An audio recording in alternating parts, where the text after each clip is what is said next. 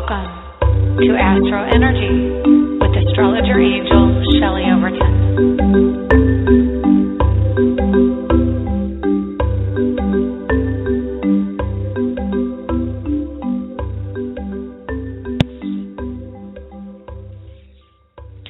Hello and welcome to the October 28th, 2015 edition of AstroEnergy. My name is Shelley Overton, and I'm an astrologer in Orlando, Florida. So it's wonderful to have you here. Thank you for stopping by. And wow, so this week we have just had a full moon in Taurus. Have you felt it? I know I did. I was feeling it all yesterday, and it was not terribly fun for me, but you know, that's because I have moon in the first house. So I'm going to feel all the energy of the moon. But yeah, so lots going on. We're going to be talking about Neptune, and we're going to be talking to callers. So if you'd like to have a reading, a free reading, the number is 347-994-3365. You have a good chance of getting on today because I forgot to put up the promotion for this on one of the websites that I usually promote it on. So a little bit fewer are going to be in line to try and get a reading today, but if you pop up pretty soon, you should be able to get on today. Okay, so coming down, just tell you a little bit about my week. My daughter's sitting here in the room with a big grin on her face. She just got back from Miami, and she went to the Taylor Swift concert in Miami last night, and she's over here acting shy, like you can actually see her. She's hiding behind her legs. But she's really, really happy to have seen Taylor. And she's an extremely lucky girl because she gets to go see her again Saturday in Tampa, and I get to take her. So we're a little bit Swift-holics over here. And so she's really excited. She's coming down off the high of Miami and getting ready for the high of Tampa. I have to tell you, too, we've been spending the last hour watching Taylor Swift videos and stuff and some of the Miami footage and talking about her, and I'm getting a little excited, you know. I'm kind of getting some goosebumps to go see her, and I'm going to dress up like a pegacorn, which is the costume she wore last year. I've got a cute little onesie that's a pegacorn, so I'm going to actually go as a full-size adult pegacorn, which is part Pegasus, part unicorn, if you don't know what that is. But anyway, a little snippet of my life. But because my daughter is so fanatical about Taylor, I will dedicate next week's show to going over her chart, since she is a significant player in the music industry now, and her chart is really fascinating to me. I've looked at it quite a few times and used it as kind of a standard for a number of different readings for people who have been born in 1989.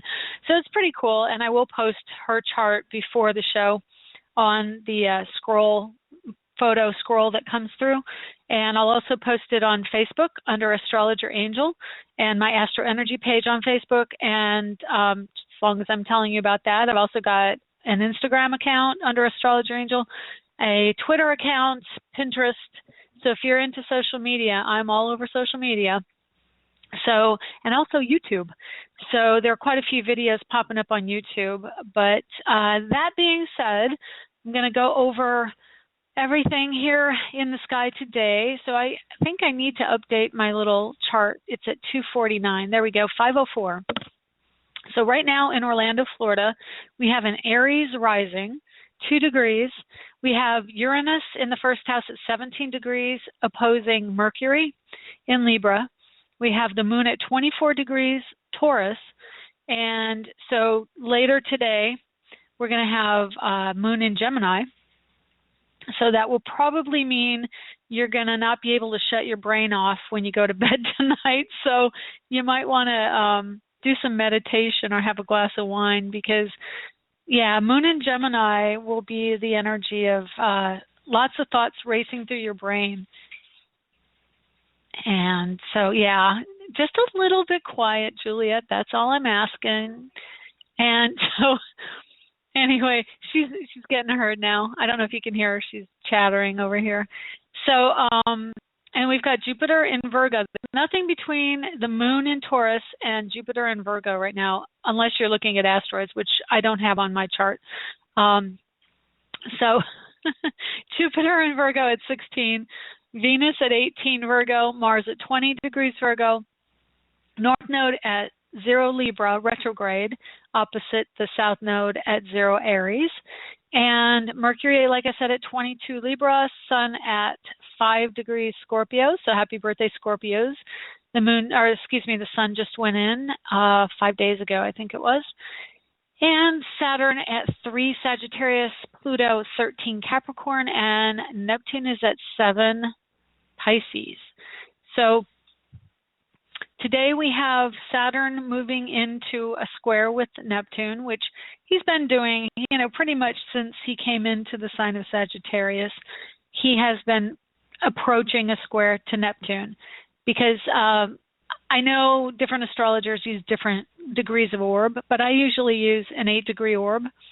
That means 8 degrees before and 8 degrees after they're in conjunction or square or sextile, trine, any of those. So he's in within 4 degrees of orb of a square to Neptune. So that means that we're wanting to move forward with our career, and also our spiritual life is definitely shifting and changing right now with a square to Neptune. Neptune is going direct in the second week of November. So that means that he's starting to slow down. He's going to be going direct. Let me just look this up for you. On the 17th. And so that's what we're going to be talking about today, but I'm going to finish up with the chart and what's going on in the sky right now. So the Sagittarius energy, I guess what happens when you read a chart, or at least when I read a chart, I can do it intuitively, which means there's a database of symbology and archetypes in my brain. And when I go through a chart, I say a lot of times when you listen to me on the radio, I'll say, this is, the top 5 things that particular sign or planet or house rules. But when I start doing readings, other nuances of that energy come up. And so what happens is you find commonalities of things, you find patterns. And so when I'm looking at the charts, I do it much better when I get in a reading, because then I start to get the vibe of what a chart is, of what that particular chart is. And I'm talking to a person, I just relax a little bit more. But right now, Saturn is squaring Neptune. So Saturn rules that spiritual side of things, that spiritual questioning, wanting to learn more information, expanding your awareness of what this world is made out of, what is beyond where we are. And so that is a similar energy to the energy of Pisces, which is faith. It's the ethers. It's going beyond. It's going to the spiritual side of things, to the ethereal side, to that which is not known. But Pisces, generally, it is known because Pisces can tune in to the emotional, etheric energy and draw in deeper understanding and that faith. And so they kind of have like a direct line to the other side, and they can pull in the energy of the ethers into their world. And so I'll save my next thought for a second for now. So the two together, when you look at those two and they're squaring each other, when you get a square, it means that the energy is a bit difficult. It's combative, and you're coming at a single issue from two, not opposing energies per se, but two different angles that are not necessarily in harmony. And so Sagittarius's energy is very much action-oriented, and the exact 90 degree to that is Neptune, Pisces, which is very laid back, is absolutely the antithesis of taking action. So you're finding that these energies right now are working in tandem, are working in synergy to create this broadened awareness of spirituality and questioning about where our belief systems lie. And Saturn is the structure of that. So you may be looking for a new place to worship, a new church, a new way of thinking, a new way of believing in what is out there after death. What is it that makes up our universe, and where are our beliefs? Where are our dogmas? So, dogma is what Saturn rules to a great extent, and it's what our belief system is and when we don't really want to move off of that. So that's really strong in the sky right now. And Pluto is trining Jupiter, Venus, and Mars, and Jupiter just was in conjunction to Venus. So Venus is your desire. In Virgo, again, it's medical issues, health issues. It can be alternative health issues. Those born in the 60s had Uranus conjunct Pluto at that degree in that area. And so definitely the early 60s children are more into alternative health, and possibly also into the medical industry, inclined to being nurses and doctors and, alternative health practitioners, like, into Reiki healing and massage and chiropractic. So Jupiter is expanding the Venusian energy of Virgo. So it's about beauty. It's about properness and having your ducks in a row before you get going with things, knowing what a situation is about before you let your guard down. It expands all the Virgo nitpickiness. It expands hypochondria and being concerned, especially with Pluto and Capricorn kind of triggering some of the fears. But those are the themes that you'll be getting from the trine to Jupiter and Venus. And then, of course, Mars right there as well. Venus coming up within 2 degrees of Mars now. And so it's a great time to put into action your desires.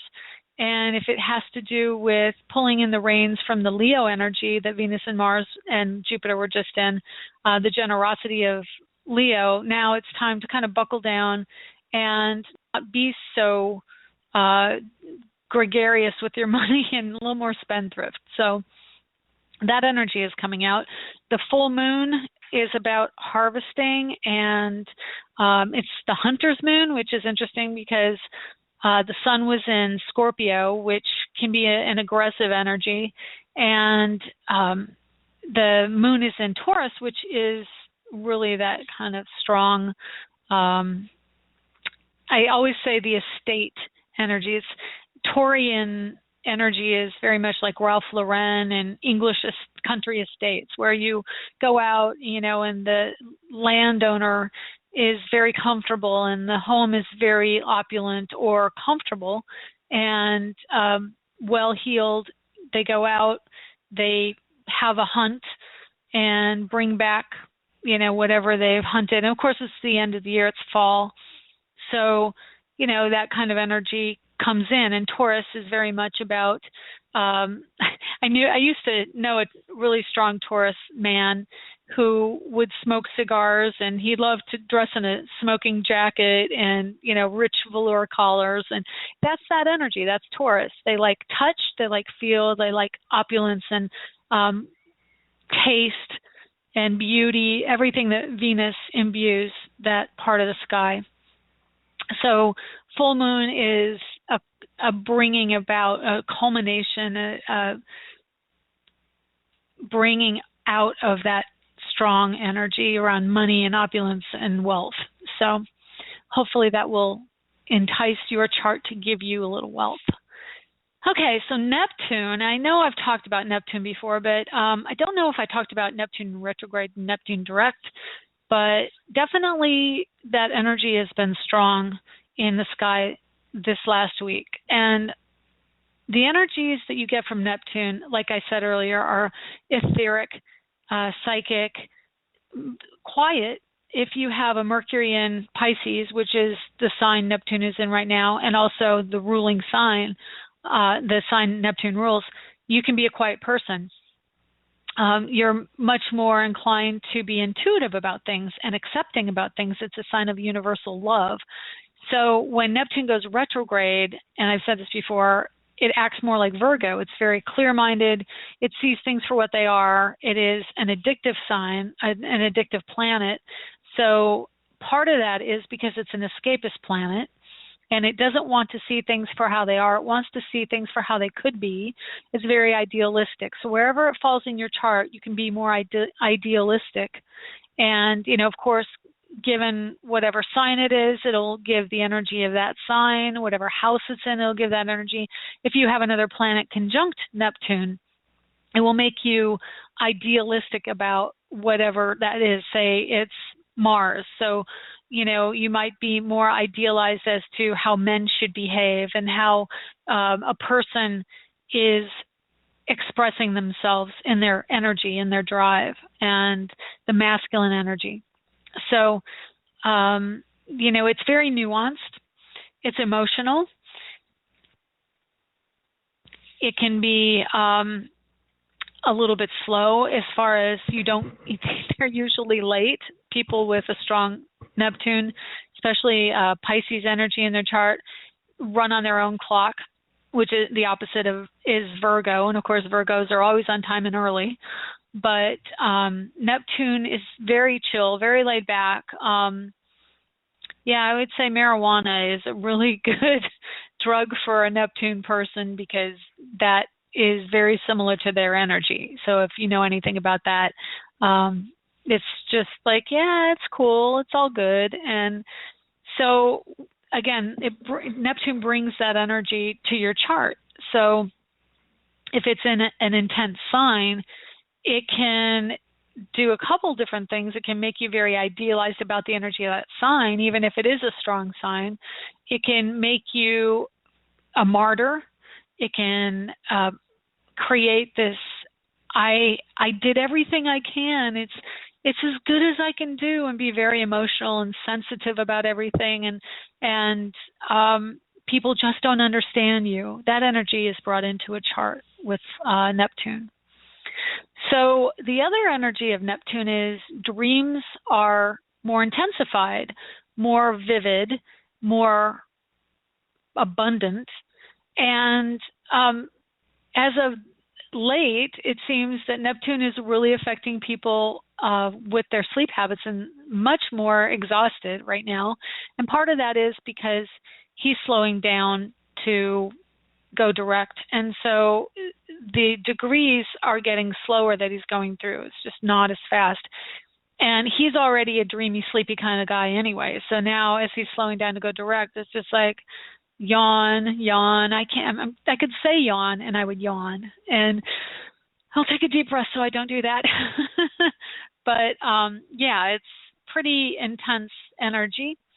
And he stays in a sign, one of the longest planets of the zodiac, around 14 years. And he will be there into, I believe, 2030, if I'm not mistaken. And he's only been there a year. And it's because all the retrogrades. He has so many retrogrades, and I'm looking here at how long it's, okay, so not quite 2030, thankfully. He actually is there through 2026. So for another 11 years, 10 and a half. But that's a long time. 10 years, think about it. All the kids born in the next decade are going to have Neptune and Pisces. So it is the culmination of the energy of the zodiac. He's the last sign of the zodiac. And so as we go through Aries and Taurus, Gemini, Cancer, on around the wheel, we live through different areas of our life, learning different things, and it culminates in the end of the zodiac with Pisces. So we go through all the egoic issues. We are born into ego, into Aries, and then we learn about the material world. We learn about thought. We learn about nurturing and love and creativity and play, and then it comes right back around to spirituality. And it is the culmination of an era. And because he takes so long to go through the zodiac, over 200 years, or around 200, it's just a very lengthy process. And nobody gets Neptune in all of the signs. You get about 4 houses 120 degrees. But he's about to go direct, so it's going to be back into the flood stages. So anyway, and storms and blizzards and all that fun stuff. I look for inclement weather regarding rain and snow and water and precipitation. Okay, so that's my wrap-up of Neptune. I have one question in the chat room. Is being a Virgo, being a Neptune attribute kind of person? Interestingly, in astrology, opposite signs do have elements of their opposite sign. So what happens is we look for balance in the zodiac, and opposite signs attract. My grandmother was a Virgo, and her husband, my grandfather, was a Pisces. So it balances you. So whatever sign you are, if you are looking for a partner, a lot of times you are attracted to the person with the opposite sign because that makes you feel more balanced and whole. So yes, Virgo and Pisces, or Virgo energy opposing Neptune right now, it's a balance because Virgos are very much in their head and analytical, and Pisces brings them into their heart, brings them into their body, into their emotions, which they can all too often forget about because they're just very good at detachment and analysis. So there you have it. And now we'll go to the calls. Let's see who we have. 631 as soon as... Hey, there you are. Hi, Rebecca. Sandra. This is Sandra? Yeah, it is. Oh, okay. How are you? Thank you for taking my call, and I love what you've said so far. Oh, thank you. So what can I do for you today? I've got your chart, March 2nd, right? 1969? Yes. Okay. You know, I'm pretty much open to, like, what's going on now. I definitely feel like the energy has gotten a little bit lighter for me. I don't feel so dragged down. Good. Which is good. Things are turning. I'm still looking for work, so I'm open to that. Or anything else that you see in my chart that might be coming up. Okay. Well, part of the reason that you're a little lighter, and a lot of people are, is because Saturn is now in Sagittarius. Okay. And, yeah, you had a 28-degree Neptune in Scorpio, so Saturn was right on your Neptune in Scorpio. Again, the daydreamy, idealized energy, especially around partner and relationships, because it's right on your cusp. It's within 4 degrees of your cusp, Neptune in Scorpio. When Saturn went into Sagittarius, it conjuncted or landed on your Mars, and your Mars is in Sagittarius. So Saturn, while it is about structure, it is about restriction, it's on your Mars, and what he wants to do is say, you have this energy in your life, you have a drive to wander, to be creative, to play, to travel, for adventure, and now it's time to own it and not be so bogged down with that Neptune in Scorpio, which is, very introspective, very closed off, not as much connected to other people. And now Saturn's saying, okay, what are you going to do with your Mars? Where are you going to go? Where do you want to be in your life? Who do you want to be with? Because Sagittarius is the wanderer. It's wanderlust. So chances are, if you're looking for a partner's going to have to be somebody of another culture, somebody who interests you, who has that scope, or somewhere else. That does read true for me. I just want to say. What's going on? Do you have someone you're interested in? No, I don't. But I am interested in other cultures. I've always been interested in people from other cultures, and I'm just I'm open to that. I'm open to differences. So cool. If it happens, it happens. Yeah. Well, Saturn is also life path and career, so that comes in and it's inclining you to maybe do something, and again, it's in the 7th house, which is marriage and partner, so it could be inclining you to say, well, I want to partner with someone in my career, and where could I find a partner? And again, it's Sagittarius, so it could be education, it could be in classes that you might be interested in taking some classes about something, or teaching a class. It could be traveling, weekends away, something like that. You might run into someone. Or definitely there's just a strong energy around education or a teaching energy. So that can be brought in, and there might be somebody who through some type of educational atmosphere or training situation that you might want to coordinate with and bring that element into your career. Okay? You do have Jupiter in Libra, and you have Uranus in Libra in the house of creativity, which is a fire sign, fire energy, the 5th house. So you've got the air energy and the fire, and it's in Libra, and Libra, again, is about taking on a partner, and then Uranus is autonomy. So that's kind of a little dichotomy going on there. You've got this energy that says, I want to do it for myself. Go ahead. And yet, that's so true I have about to have a partner. Yeah, I'm usually on my own. I'm very independent, fiercely independent. So if someone starts, pushing my buttons too much, and strangely enough, my last partner was a Sagittarian. So it kind of worked because he was, always doing things, and I was always doing things, and there wasn't too much. But now I kind of want more of partnership at this stage of the game. Right. So, but sometimes I think about it and I'm like, I don't know how that'll work, because I don't want anyone really totally depending on me in a sense. Not in a negative way, but I don't want somebody to think that I'm going to be home by 5 o'clock and making dinner for them. Right. Well, your chart, you've got Venus conjunct Saturn, and they're both in Aries in your 12th house. So that energy, and they're both at 22 degrees. They're right on top of each other, so they act as one. And what happens is, whatever you desire, you have a very strong desire to make it so. And you have an incredible vision. And if you choose to, you can use that vision and visualize and create it, create a visualization. Just real quick, I'm hearing myself echoing in the back a little bit, so if you can down the mic in the background or something on the computer, that would help me. I don't know. Maybe I'll just lower the phone. Is that better? Yeah, that would be okay. Okay. Yeah, I don't know. Maybe better. It's my phone. It could be. If you're on speaker, I can sometimes hear it. No, I don't have you on speaker, as a matter of fact, but I've heard that before, so maybe it's. Oh, interesting. I had it at the top volume. Oh, okay. Yeah, no, it's fine now.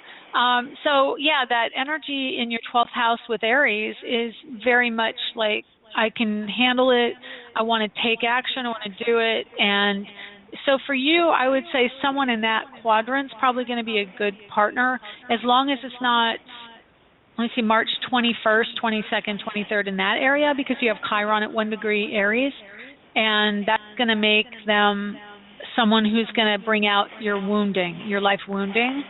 Okay. So your sun is at 11 Pisces, so I don't know if Pisces would be necessarily a good partner for you. I think you need somebody. I hate Piscean men. Yeah, I think you need a little more grit. I can tell you that right now. Actually, a Virgo or a Libra could be good for you. Maybe leaning more towards I've had a couple of Libras, and I've always, Libra. Yeah, Libra. I like the relationship dichotomy between me and Libra, but I always wind up getting hurt by them for some reason. It never never goes to the next level. Well, it never goes to the next level. Yeah. Some of the signs, and no offense to my listeners, because I love my listeners, I love all signs for different reasons. Sure. But the ones that are like Libra energy, they have to be in a relationship, but they also triangulate. So that can either mean they bring in another person just to balance it as a friend or a touchstone, like a parent, or they actually have another person on the side. So that isn't necessarily the norm, but there is always some type of triangulation going on with that Libra energy. And then Sagittarius, which you have Mars in, Sagittarians are very much like, I want to go have fun, and they're the party person, and they're on to the next thing. So they're not as much of a commitment person. So Sagittarius, I wouldn't recommend necessarily if you want someone who's going to commit for the long term. I think they can be a lot of fun in the short term, but probably not as a lifelong committed relationship. I mean, they might do it for a while, but that wanderlust does kick in. I really can't blame it on the Sag that I had. I just think that I wasn't ready for that kind of commitment at that time either, so we are mirrors to each other. He wasn't ready, I wasn't ready. And I think, that's just what happens sometimes in life. But we had a wonderful relationship for 8 years, so. Oh, that's a good long time. Yeah, it's kind of like a marriage when you think about it.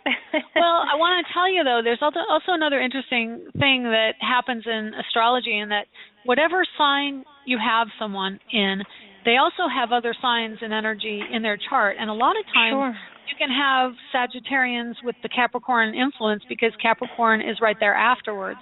And so there may be some element of Capricorn, because whenever the sun goes around the chart, you have the planets fairly close by, like Venus and Mars.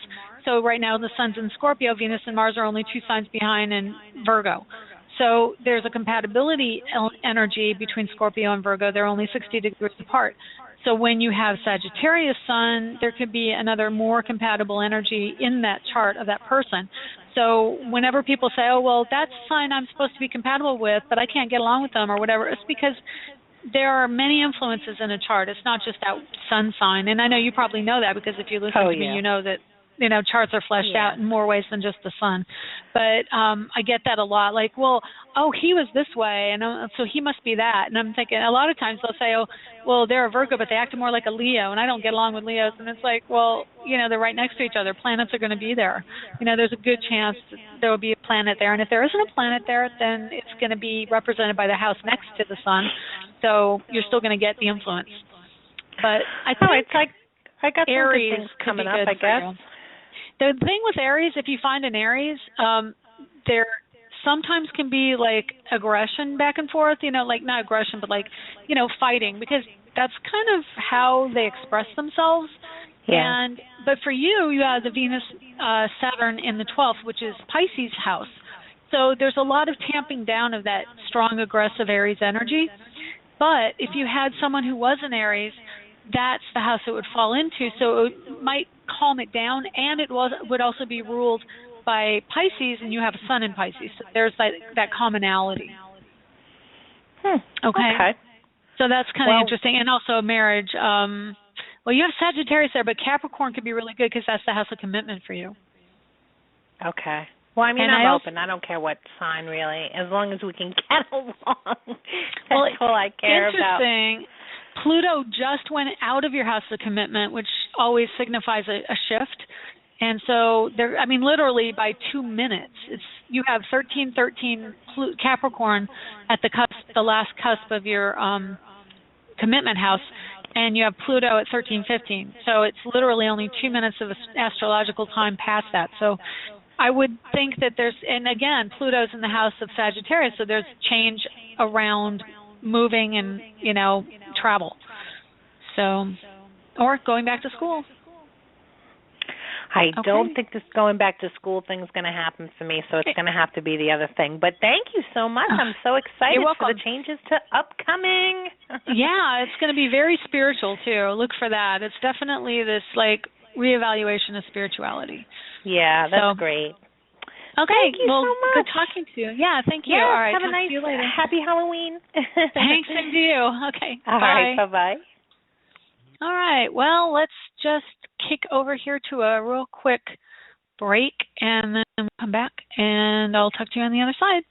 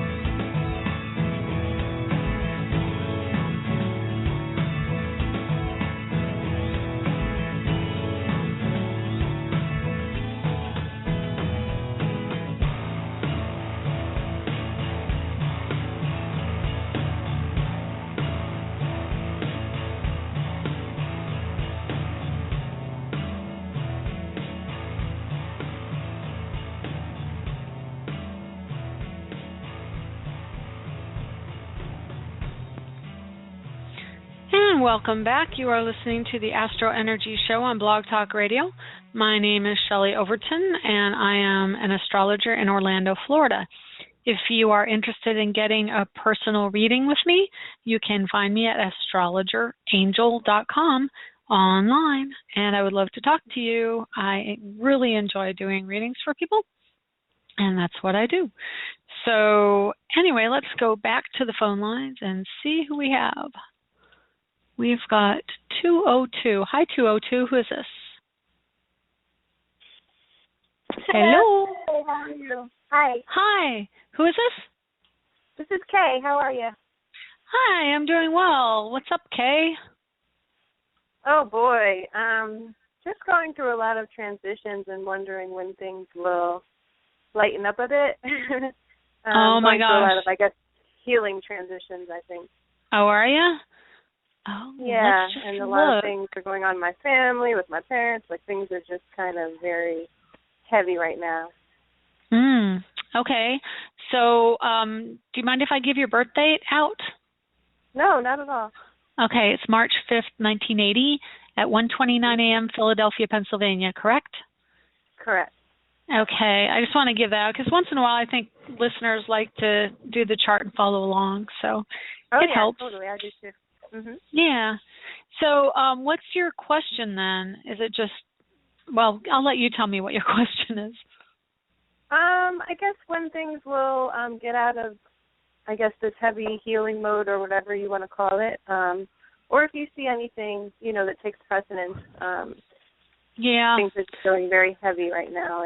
Well, yeah, part of it is Neptune retrograde, I can tell you, that it just makes us kind of more moody. We're starting to key into the energy of Neptune right before it changes signs, because even though it's 2 weeks away, because it stays retrograde for over 5 months, it's just like, wow, it's starting, like 2 weeks is not that long in the course of 5 months, so we're starting to intuit that energy, and it's coming in on top of the fact that you have Sun in Pisces, Mercury in Pisces, so you're extra connected to the energy of Neptune as a ruling planet for your Pisces Sun.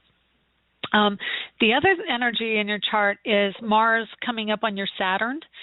And so obviously by the time Mars gets past your Saturn and Venus gets past your Saturn, that should lighten it up a bit for you, because it's going into Libra, and Libra is an air sign, which generally tends to make things a little bit lighter. So for you, that's going to be November, right before Neptune goes direct, which is November 13th. So that'll help. Definitely help. And then Venus is right on the tail, too. Venus goes into Libra, actually just before, I take it back, just before. Venus goes in on the 9th. So, yeah, the second week of November to the third week it'll get a little bit better for you. Jupiter is actually you have Jupiter and Mars in your chart at early degrees of Virgo. It's already been past that. But he's now starting to come up on your Saturn, which means that he's expanding your Saturn energy. And so do you do any type of teaching or service work? What is it? What do you do? I'm in the media field, and right now I'm waiting for work, actually. Okay. I'm still on a project. Well, Mars definitely on top of Saturn is that restriction. But again, as soon as he gets into Libra, so it'll be like in the next couple of weeks, you'll definitely feel a shift. Okay? It'll be much better. And then they're both heading into your house of career. So, a lot better for your career house. And again, in Libra, I always suggest that Libra is partnering. So it'll be someone else, that you can partner with, and potentially love if you're looking for love. I don't know if you're looking for love. I am. That would be nice with everything going on. Yeah. Definitely Venus and Mars and Libra in the sign of marriage and partnership, but coming up when they go through, they'll go over Pluto, which is life change, and the moon. Now, this happens every couple of years with Mars, and Venus pretty much every year. I think Venus is going over that spot. So, you do get it triggered, but that just means there's a portal that opens up for you at that time of year. Like for me, the end of the year is always more lucrative for me because I have Sagittarius ruling my house of money. So it's that kind of thing. It's like, oh, wow, I've got this Libra rulership of my midheaven and my career. So every year around the time when Sun goes over Libra, which it just did, and now Mercury's in Libra, and then Venus and Mars go over Libra, you'll feel that. You'll feel like much more cooperative, looking to other people to help balance your life at work and your career life. So that's coming in. And let's see, what else? We also have the South Node at 29 Pisces right now in your house of communication and thought. So do you have any issues coming up around siblings right now, things that are like irritating you? A lot of energy around that right now. Slight irritation with siblings, but it's more with parents. Oh, okay. I'm wondering, did you know your exact time of birth? Yeah, it is from my birth certificate, it did say 1:29 a.m. Okay. I just wanted to double check because you mentioned a lot of, family and parents, which would be the fourth house. Right now, Uranus is in that house. So, he's retrograde. So, yes, he will turn things up, but, and you'll probably feel some restriction, like you just want to be autonomous and there's something coming up around that family energy that's holding you back and, like psychologically not letting you run free, so to speak, and do what you want to do. Like, and probably some of the attention that you would like to have, or even validation of just how amazing your mind can be, is not there right now. Like they're not really understanding you in some sense. But yeah, I mean, like I don't have time to go into a full reading, and I do tend to like, oh, and then look at that and look at that. If you do want a reading, just email me or look at my website. But yeah, you've got a number of different energies in your chart that are triggering some agitation with the lack of freedom. Let's just put it that way. Okay. Yeah, I definitely feel that. Yeah, well, I just had a quick question about Chiron. Yeah, sure. Is that doing anything? Like, I know Chiron is like, is that why you asked me about my siblings? Yes. Because it's in my third? Yeah, because Chiron's on your Mercury in the house. Mercury rules third house, which is siblings. And small animals. It can be small animals, too. Like, generally, Gemini's more reptiles, whereas Virgo can be like cats and small dogs. But, yeah, so pets could also be an issue right now. Transportation, getting your point across, communication with family members, things like but Chiron is definitely a factor, and Chiron's right next to Vesta, like within 12 degrees of Vesta. And for me, my symbology of Vesta is very much like a woman who either hurts our feelings or leaves us on some level. So there are definitely some wounding energies going on around siblings and, that house of expressing your own ideas and, feeling like you're being listened to. And you're very intuitive that way, too. And people probably are saying, oh, you don't know what you're talking about. And you're like, yeah, I do. I just can't tell you how I got there, but I got there and I know what I'm talking about. Exactly. That's so true. Yeah. Well, thank you. I appreciate it. Two things. By the end of the year, Saturn will be out of the 12th house and go into the first. Right. But unfortunately, he retrogrades for a while next year.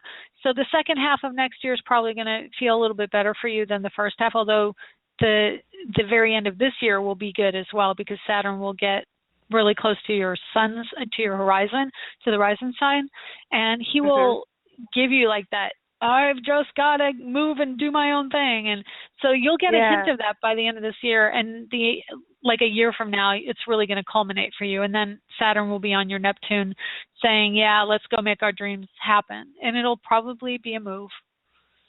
You may even have a move before then. Oh, yeah. Well, a year from now, Jupiter will be at the end degrees of Virgo, coming up on your midheaven, triggering the opposite side of, it's going into your career house, but it's also triggering your home and family, which is another move aspect. And then Saturn will be going into your first house. So there's definitely some strong energy about a move in a year and possibly even before. Yay! Okay? Is my guy Gemini? I heard you talking to the other caller because of my descendant. Mhm. Is what the guy the kind of person you should look for? Yeah. let me just look here. I can tell you Gemini squares all your Virgo, and while Geminis are really charismatic and fun to be around, and honestly, let's face it, most of them are really, you're attracted to Gemini, they're pretty fickle and they'll go on to, only because they're so interested in so many things, so they want to go from here and there and there, and it squares Virgo. Virgo is much more pragmatic and wants stability, and Gemini is not going to give you the stability you're looking for, even though it rules your marriage and partnership house. So what happens is you're probably attracted, but you really want someone who's more grounded, like a Cancer or a Capricorn. So I would look for that. Cancer would get along by trying to Uranus in your 12th, and Capricorn would get along with your Saturn, Jupiter, and Mars in Virgo. And I would say Cancer squares your Libra, and so does Capricorn. But, you know, give me a call when you find someone, and we'll look at the chart, okay? There's so many possibilities. Thank you so much info. I appreciate it. Hey, my pleasure. All right. Wonderful talking to you. Thanks. You too. Bye. Okay, let's go to 207. Hi, 207. How are you, and who is this? Hi, this is Tom. Good evening. Hi. What's going on in your world, Tom? Oh, too much. Too much? Oh, no. Yeah. Oh, my. Let me give you my birthday, okay? Oh, I've got it. It's January 27th. 59, yes. Yep, I've got it. My mom is 84 years old. She's a Virgo. She likes her quietness and to be left alone. Yep, Virgo traits. Some family relatives decided she can't be left alone, so they moved in with her last November, 7 of them. Oh, my. And she is off the walls. She is completely bonkers. Oh, no.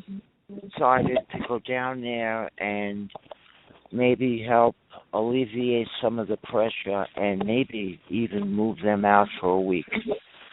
You know. Oh, okay. I'm not quite like down there by them. So maybe they feel uncomfortable, or I could handle everything. They just like take a week off because they haven't in quite a while. Wow. Yeah. Well, that's tough. I'm sorry to hear that.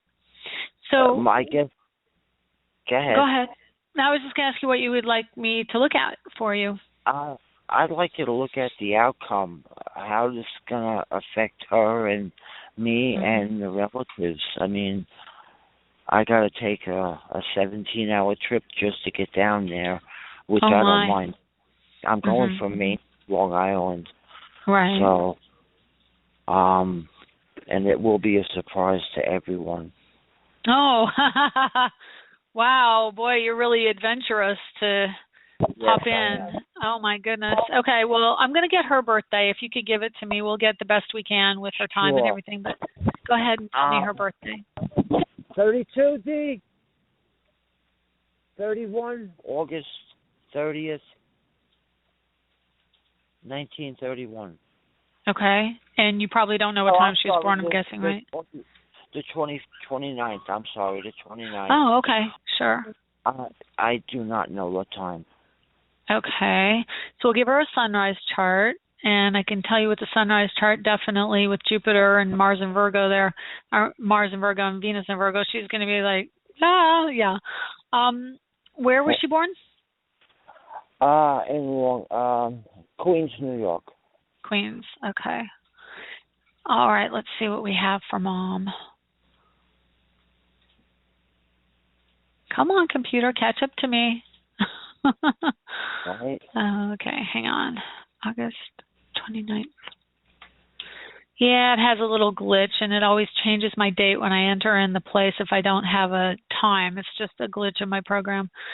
But I've got it all right. Everything's good here. So let's see what we've got for your mom. Okay.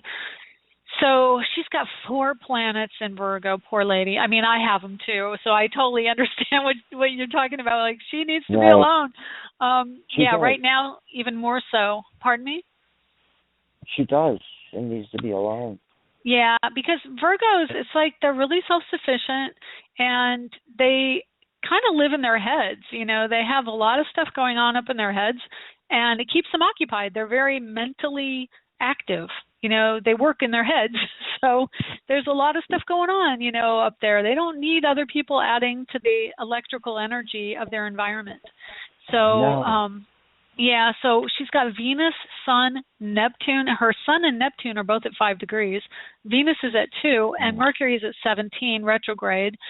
So she's got a moon in Pisces, which may be the one saving grace for her to be able to deal with people, but at the same time, because she can be accepting. And the problem is she's going to be, I mean, maybe not so much anymore, because once Saturn went through Virgo, a lot of Virgos and Virgo energy in people's charts, they don't want to be the martyr anymore. They're like, no, I can't do this anymore. I've done it all my life, and now I can't do it. So that's what she tells me. Yeah.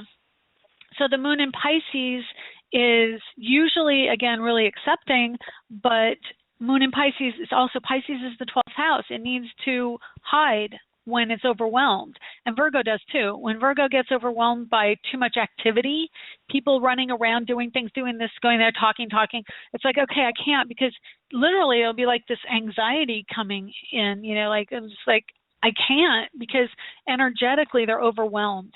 And then Pisces is emotionally overwhelmed because they're so sensitive to other people's emotions. And so, yeah, she's basically fighting to be able to be in her own space right now. And Pluto is going to be touching her Saturn coming up in, I think, within a year. Let me just look and see. And that's also a major life change for her. So I can understand why they're saying, oh, you can't do this. Is this a family member? Yes, it's a sibling or something? Her granddaughter, a son-in-law, and 3 kids, 3 young. Wow. Okay. Yeah, she's going to have some really intense energy coming up in May of next year. What happens is Pluto gets right on top of her Saturn, which is major life change in the structure around her, and really triggering a lot of her dogma about how she gets to call the shots, because I would say she definitely is a responsible person. That Saturn in Capricorn, that's like as responsible as it gets. It's like, oh no, if you want somebody to do it, get somebody with Saturn in Capricorn. They'll make it happen. Pluto triggering fear, and unfortunately, she's like one of the prime people to get a direct hit from Pluto, because Saturn in Capricorn, Pluto on, I mean, it's what I told you was going to happen tonight. Yeah, May of next year. And it goes retrograde over her Saturn. Pluto's retrogrades over her Saturn for the whole summer and goes back direct in September. So it's going to be probably, I mean, the good thing is, though, Pluto is trining her first house and the stuff. So it's, what it's doing is it's trying to help her stand up for herself, honestly. Jupiter there, again, it's expanding all the Virgo energy. It's making her more and more intolerant of this situation. So I would say that with Venus just past Mercury, I'm guessing she said something to them, like, I can't take this or that behavior. Is that true? I really don't believe she has. Okay. I can't see that. I said, why don't they just go home for a while? You know. How long has this been? Since last November. Okay, wow. So quite a while. Well, I would offer up, is there any chance she could live with you, or is that out of the question because she probably wants to? Is it Florida? Yeah. No, I'm in Maine. She's in Long Island. Oh, okay. They wanted to put her in a home. Uh-huh. And when she heard that, I mean, she broke down. I mean, she's been living in that house for 40 years. Oh, poor sweetie. Yeah, well, her chart really shows a huge amount of change. She's got Jupiter on her Neptune. I mean, like all of the Jupiter, Venus, and Mars going over her first house energy, or with the sunrise chart. She's just getting a direct hit on all those planets, including her sense of self. Her she is so idealized about, like, I can handle it myself. She's got Neptune conjunct Sun. That's like, no, I have this view of myself, and this is who I am, and I'm a responsible person. I take care of things. She very much sees herself as a person who can take care of herself. I mean, between you and I and my family, my wife, all she needs is someone to come in, on a daily or every other day basis and make sure she's taking it. And well, maybe you could talk to them about that. Well, it's her own sister and my brother that want to put her away. Well, maybe it's time for a family powwow saying, this is not, like, basically if you want to kill her quicker, do that. She needs to have a certain amount of autonomy. I'm not kidding. There's some people who just have to. And she's got Saturn going through her house of home and family right now in Sagittarius, which is also about freedom. And that tells me that there's going to be maybe a solution of her traveling somewhere else. Yeah. And it's Saturn squaring all her Virgo as well. So I'm thinking a move might be in the offing for her. Yeah. Well, she can't go visit my brother because his wife don't get along with her.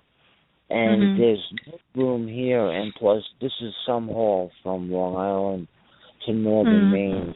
Yeah. She's traveling alone, and she forgets some things sometimes.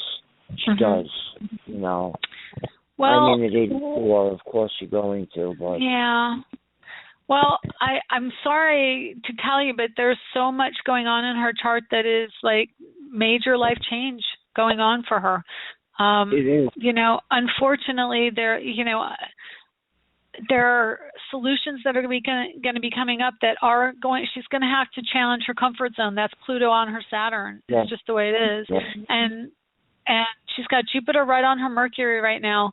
But I would venture to say find something that maybe can give her comfort. Like if it's an object or a book or tapes on, that she can tune them out, give her a headset and something, listen to audiobooks, whatever you can do to give her some quiet time that gets her in her own mental space would be very helpful. And Tom, I'm sorry, the end of the show is here. I can't give you any more information.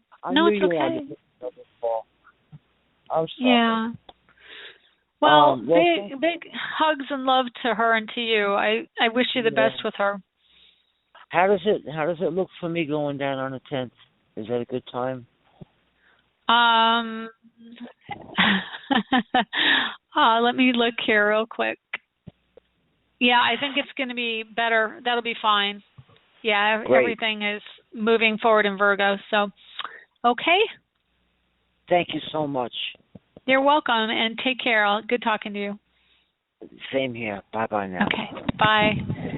All right, that's the end of the show. I want to thank you all so much for being here and listening to me week after week. I love talking to you. And remember, next week, Taylor Swift week. Yay! Anyway, take care. Hopefully, I'll be down off of my Taylor Swift high by then. See you later.